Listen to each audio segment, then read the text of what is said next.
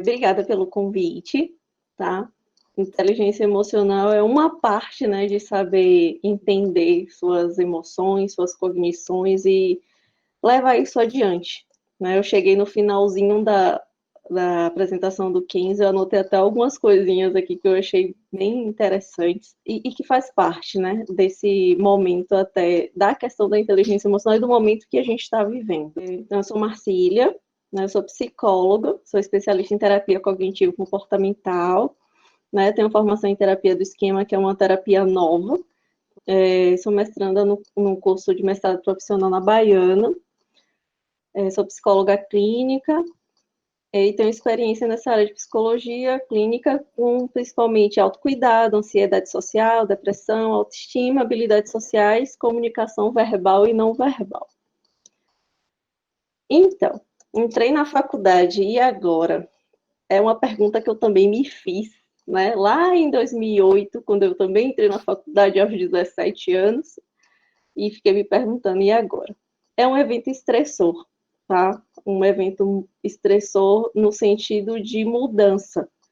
A gente precisa ter novas habilidades, novas aquisições, né? A gente vai ter novas redes sociais no sentido de network, de conhecer pessoas, e além das cobranças. E eu botei cobranças para falar de uma questão que eu vejo na clínica. Eu atendo algumas pessoas da UFBA, né, vamos assim dizer, de uma faculdade federal. Eu não vim de uma faculdade federal.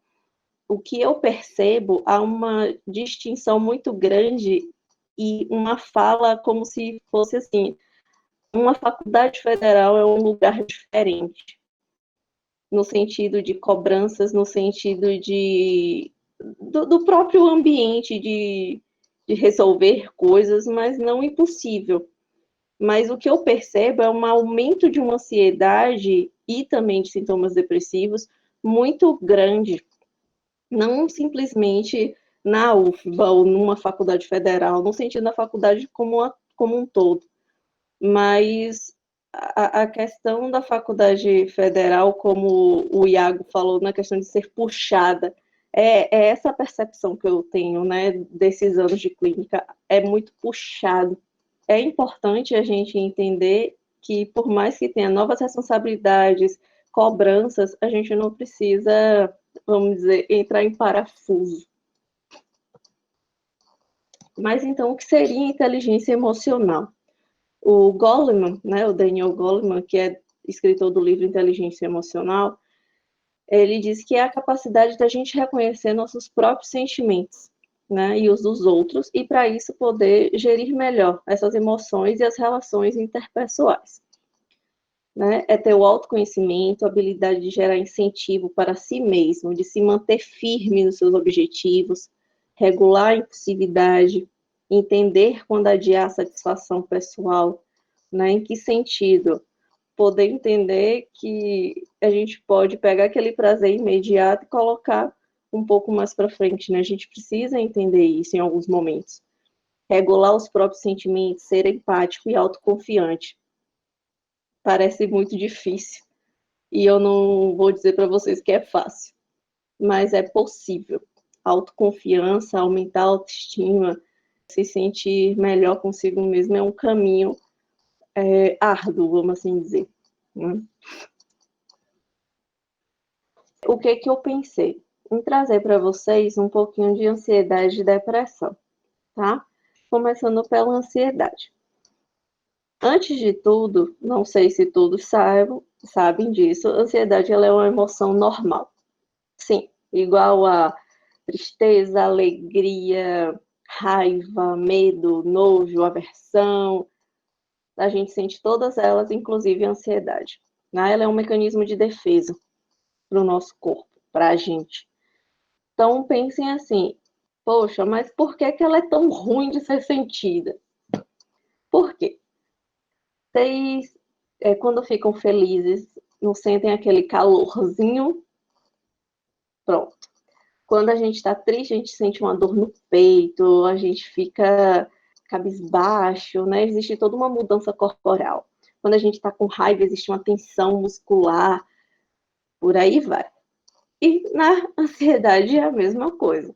Só que as reações fisiológicas dele são insuportáveis.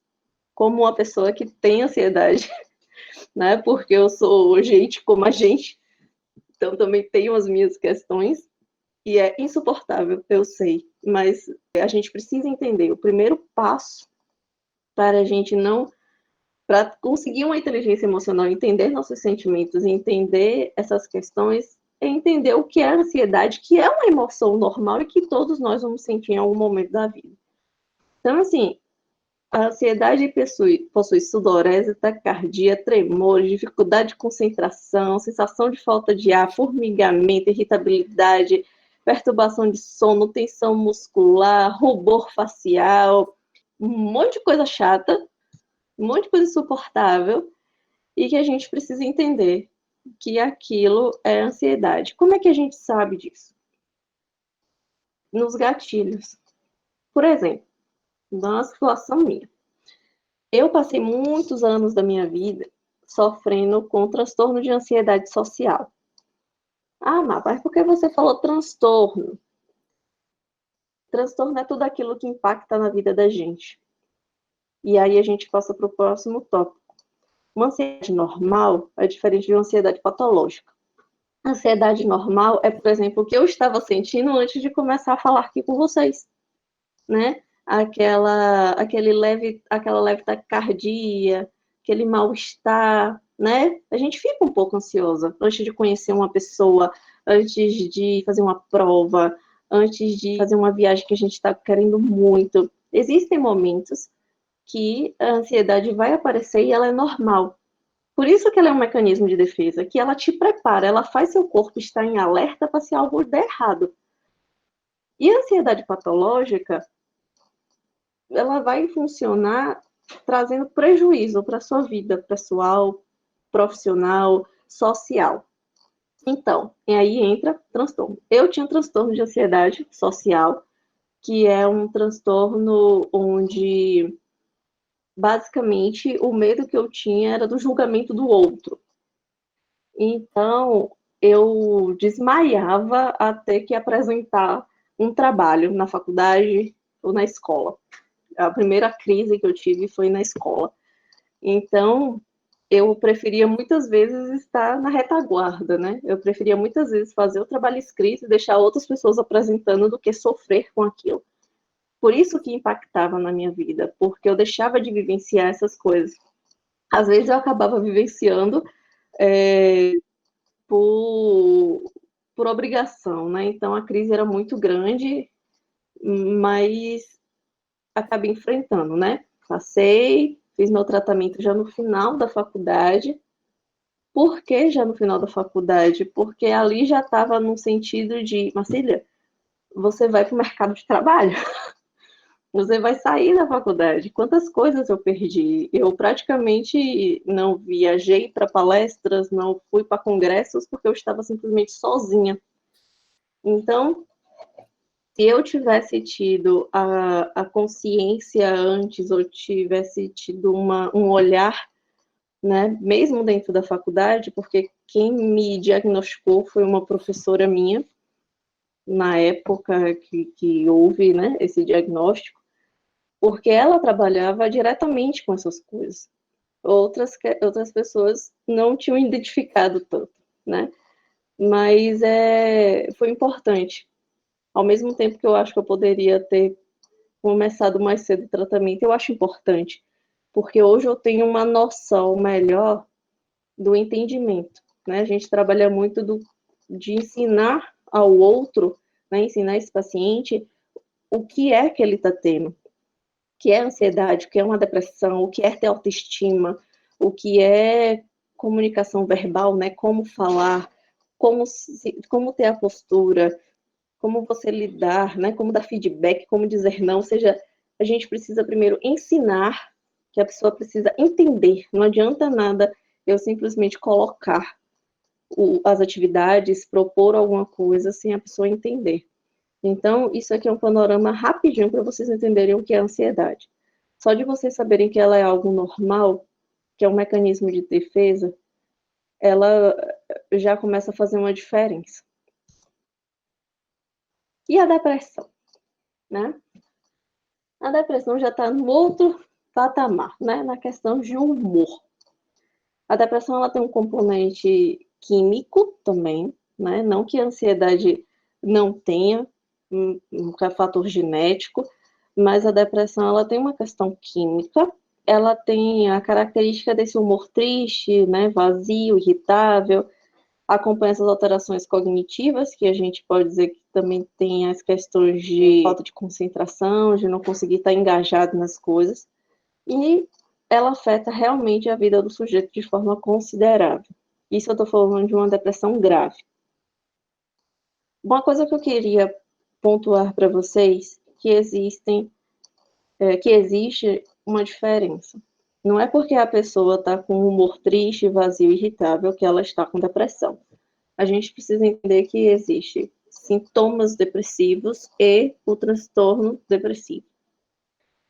Porque precisa de um tempo, né? Não é porque a pessoa está 2, 3 dias daquela forma que ela já está com depressão.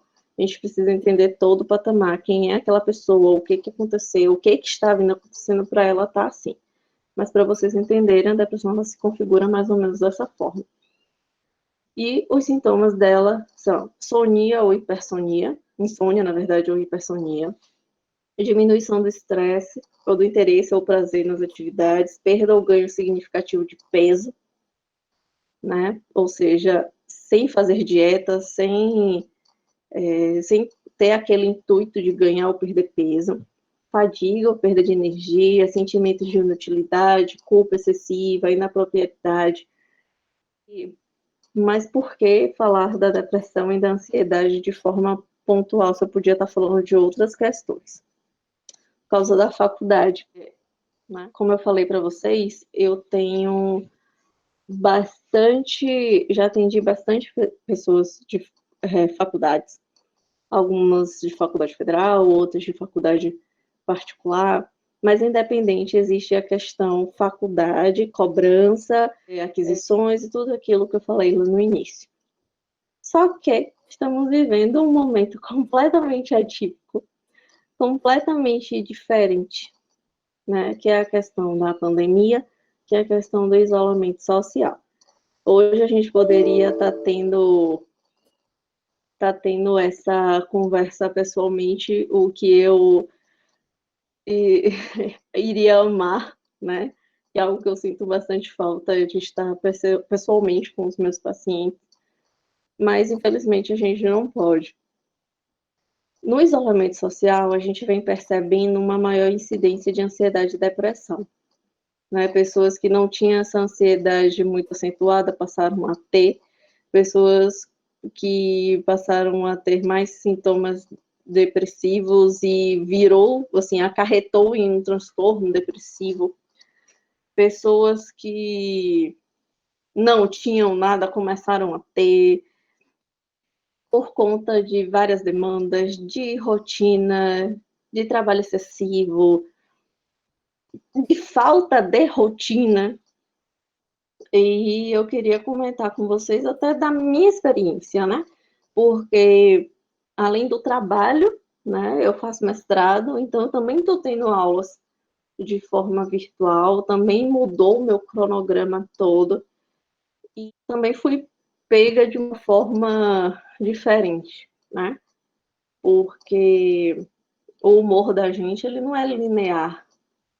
Se fosse assim, estaria ótimo. Então, num dia a gente sobe, desce, sobe, desce, sobe, desce, né? Não sei se vocês já assistiram Divertidamente, se não assistam, né? Porque eu acho que o final do filme fala bastante disso, que eu tô falando do subir e descer e ter emoções num dia. Mas quando começou, eu fiquei muito ansiosa. Porque eu sou grupo de risco, então eu estava muito, muito, muito ansiosa.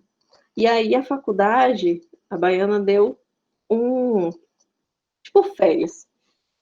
E aí eles começaram eles deram essas férias pra gente e eu relaxei um pouco. Tava estudando, tava fazendo tudo, tava fazendo minhas coisas do mestrado, consegui me organizar, tava atendendo, Só que, de repente, essa ansiedade começou a mudar. Em que sentido? Eu parei de ficar muito ansiosa, né, com medo excessivo e com taquicardia. Às vezes eu tinha falta de ar e eu achava que eu estava ficando com alguma coisa, mas era da ansiedade. Essa emoção, ela começou a mudar, ou eu comecei a cair. E eu caí de um jeito que eu estava completamente diferente, né? Eu não conseguia estudar, eu não queria mais assistir seriado, eu só queria dormir o dia todo e estava completamente estranha. E é algo que a gente precisa sim cuidar, né? O que comentaram aí, eu não me recordo quem foi a pessoa que falou que está aproveitando o momento para ter aumentar a inteligência emocional. Eu acho assim que esse momento de isolamento é um momento que a gente precisa olhar com outros olhos. Claro que a gente tem as demandas, claro que a gente tem as responsabilidades, vocês agora vão ter a faculdade, mas calma, é uma palavra importante. Não queiram ficar afobados, não queiram achar que vocês precisam estar 24 horas estudando. Tenham um momento de vocês, né, de lazer. Tentem arrumar essa rotina de estudo, de lazer. Porque o que está acontecendo? A gente precisa sempre inventar e se reinventar. E isso às vezes cansa. Pessoas, eu estou tendo conversas com pessoas que são conversas tão íntimas, tão autorreflexivas, e é de um momento agora. Você está em casa, parece que você se volta e você fica nu. Eu fiz uma atividade na faculdade onde eu usei isso, né, no mestrado, e eu usei essa palavra. Parece que o isolamento deixou a gente nu, porque a gente começa a ter um autoconhecimento que às vezes dói e você às vezes não sabe, e aumentou tanto as questões de busca por tratamento, de pessoas que dizem, não aguento mais, mas a gente precisa dar uma pausa, né? Tentar entender as prioridades, tentar entender que a gente está num momento diferente, já tem esse fator estressor. O isolamento social é mais um fator estressor na vida de vocês, na vida da gente, né? Você já tem esse fator estressor faculdade, né? A cobrança, um novo caminho, a nova realidade, a nova maturidade, né? O começo de uma maturidade, e o outro fator estressor, o isolamento social. Então, existem esses fatores que a gente precisa ter um pouco de cuidado. Aqui eu trouxe algumas pontuações que a gente precisa entender para a questão de ansiedade e depressão. Eu uso essa palavra prevenir, mas eu vou dizer para vocês que não é porque que vocês estão fazendo isso que vocês não vão ter um transtorno de ansiedade ou que vocês não vão ter uma ansiedade, porque eu já ouvi muitos pacientes falando, pelo amor de Deus, tira essa ansiedade de mim. E eu falo, se vocês souberem como tirar a ansiedade, me avisem que eu também quero. Então, vocês já sabem que a ansiedade é uma coisa normal, vocês vão estar lá para o resto da vida de vocês, desculpa, mas vão. E a depressão, sim, a gente tem como prevenir. Claro que existem questões genéticas, químicas, bioquímicas, mas a gente tem como, sim, ter uma prevenção. Então, ajeite sua semana, ajeite sua rotina. Domingo, ó, meia horinha, pega de segunda a sábado, o que eu tenho para fazer de prioridade, rotina mesmo que não tem como, marca lá. Por exemplo, todo domingo eu chego e confirmo meus pacientes. Aí eu pego minha agenda da semana e boto lá. Quarta-feira, fulano, fulano, fulano, fulano. Quinta, sexta eu tenho aula o dia todo. Segunda, quinzenalmente, eu tenho um grupo de pesquisa, já está lá na minha agenda. Então, assim, são coisas que eu não tenho como modificar. Só os pacientes que eu tenho como reajeitar, remanejar. Nesse meio tempo, eu boto outras atividades. Assistir um seriado, assistir um filme, curso, né? Eu estou fazendo um curso online, então, como a aula é gravada, eu vejo qual é o momento que eu vou assistir a aula.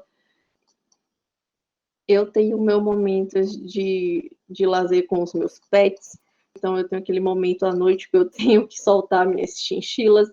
Tenho toda uma questão de ajeitar minha semana, e isso me ajuda, porque você vai estar se enganando se você acha que a sua cabeça funciona, tá? Então, vamos tirar essa ideia de, cadê sua rotina? Como é que tá a sua semana? Tá tudo aqui. Já vi muita gente cair por terra com isso. Atividade física, tá? Existe, sim, precisamos, né? Atividade física é bom para a questão de ansiedade, para a questão de depressão. Eu faço dança. É uma atividade física que eu amo. Gente, façam atividade física que vocês gostam. Eu tenho um paciente que ele falou para mim esses dias que ele, como as academias voltaram, foi a melhor coisa que aconteceu para ele. Que por mais que ele esteja indo só meia horinha ou menos, né, assim, só para ele conseguir fazer alguma coisa, já mudou. A ansiedade dele, que estava lá em cima, já está diminuindo, que é algo que ele gosta e a gente precisa, é como se fosse um local para a gente botar para fora. Alimentação saudável. Sim, precisamos de uma alimentação saudável. Não que a gente não possa comer um negocinho ou outro, sim. Quando a gente está ansioso, geralmente a gente come muita porcaria, né? Muito fast food, muita comida industrializada. E isso sim aumenta uma questão de ansiedade e depressão. Fora que existem alimentos que podem ajudar nessa questão de ansiedade e depressão. Atividades prazerosas, não só atividade física, mas hobbies, coisas que vocês gostam de fazer, coloquem na sua rotina. Tenha uma melhor qualidade de sono. Isso é algo muito importante. Eu não sei se vocês já tiveram a experiência de uma noite mal dormida, como é que vocês ficam no dia seguinte. Eu fico péssima. Então, tentem manter uma rotina até para o sono. Diminuir a questão de celular na cama, pelo menos meia hora antes, né? Aquela luz, nada de luz no quarto. Façam atividades de relaxamento para você entrar no sono, induzir o sono, tá? Para você ter uma melhor qualidade de sono. Se tiver com uma qualidade péssima, né? Se não tiver com uma boa qualidade de sono, busque entender, busque uma ajuda.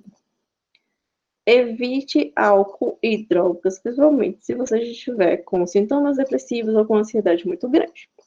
Não estou dizendo que não é para tomar uma cervejinha, tomar um vinho, tomar alguma coisa, mas isso estimula, tá? Isso estimula, isso exacerba. E às vezes é um mecanismo de. Você acha que é um mecanismo para ajudar, mas não é. Acaba tendo comorbidades.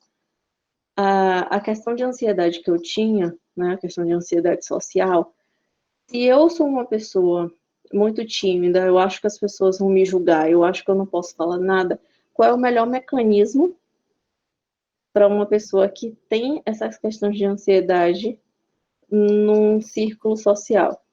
Álcool e drogas, muitas vezes.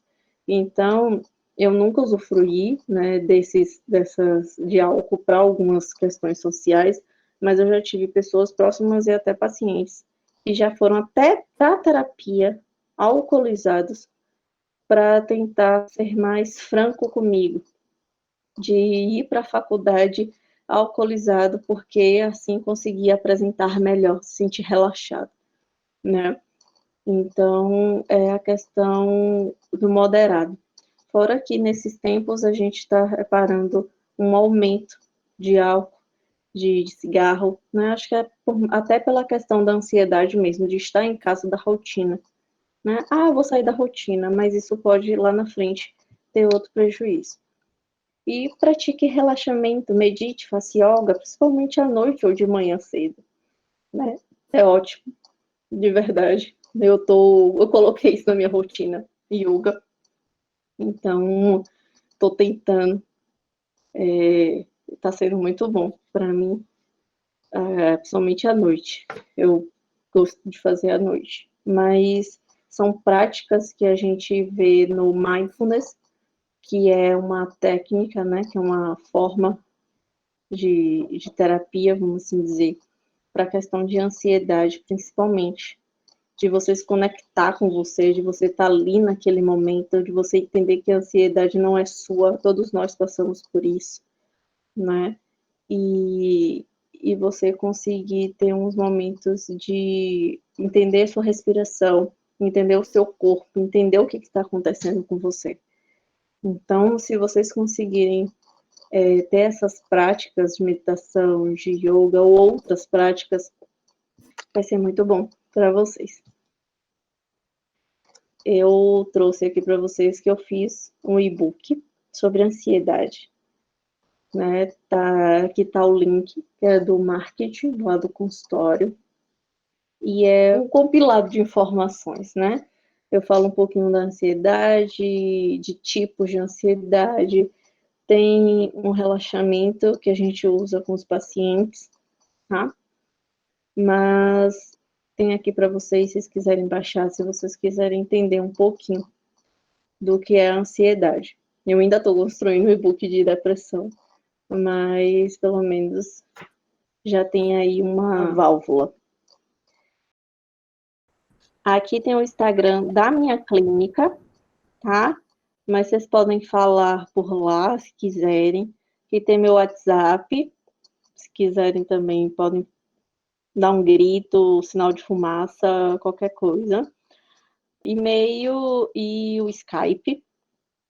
Podem falar, podem pedir dica, pode querer conversar melhor. Eu tô aqui à disposição de vocês, tá? E eu acho que a gente se ajuda junto, né? Eu gosto dessa a união. A união faz a força, vamos assim dizer. Obrigada pelo convite, estou à disposição. Qualquer coisa, vocês gritam que eu escuto daqui.